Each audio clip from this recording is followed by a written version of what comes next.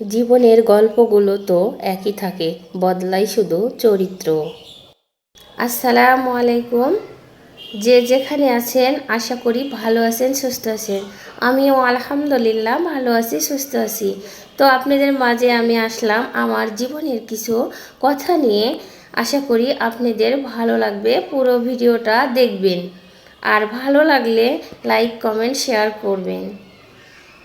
সবার দেওয়া দুঃখ আমি তোমাকে বলতাম, তোমার দেওয়া দুঃখগুলো এখন আমি কাকে বলবো। সময় আর আপনজন যখন একসাথে আঘাত দেয়, মানুষ তখন বাইর থেকে নয়, ভিতর থেকেই পাথর হয়ে যায়। যেখানে আপনার সবচেয়ে বেশি আবদার থাকে, সেখানে আপনার কোনো চিহ্নই থাকবে না। জীবনের গল্পগুলো তো একই থাকে, বদলায় শুধু চরিত্র। হারানো সময়গুলো শুধু মিস করাই যায়, কখনো ফিরে পাওয়া যায় না।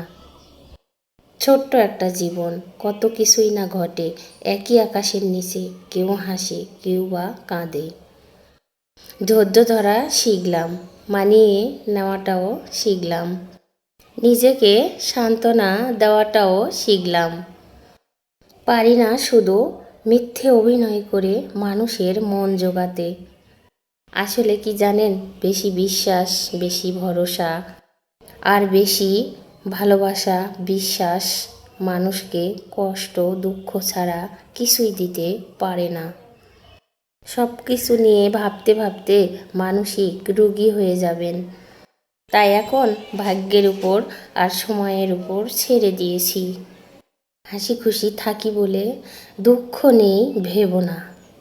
শোনার মতো মানুষ নেই বলে দুঃখ কাউকে বলি না। জীবনের এমন এক পর্যায়ে এসে পৌঁছে গেছি, না পারছি কান্না করতে, না পারছি নিজের দুঃখগুলো কারো কাছে বলতে। খুব একা হয়ে গেছি। যদি আয়নায় মানুষের মুখ না দেখা গিয়ে মানুষের চরিত্র দেখা যেত, তাহলে সব মানুষ তার চেহারা সুন্দর না করে তার চরিত্রটা সুন্দর করার জন্য প্রতিযোগিতায় নামতো। মানুষ তো কত কিছুই বলে, কে কি বলল সেটা না ভেবে তুমি তোমার সৎ ইচ্ছে আর স্বপ্ন পূরণের জন্য যা করা দরকার তাই করো। সফলতা দিয়ে তাদের কথার জবাব দাও। আজকাল মানুষের সাথে মিশতে খুব ভয় হয়। ওরা স্বার্থের জন্য খুব আপন হয়, আবার স্বার্থ শেষ হলেই খুব সহজেই রূপ বদলায়। বয়সের তুলনায় জীবনে ঘটে যাওয়া ঘটনাগুলো অনেকটাই বড়। যে বয়সে হাসি খুশি চিন্তা ভাবনা মুক্ত থাকার কথা ছিল, সেই ছোট্ট জীবনেই এখন দুঃখের সাগরে ভাসতেছি।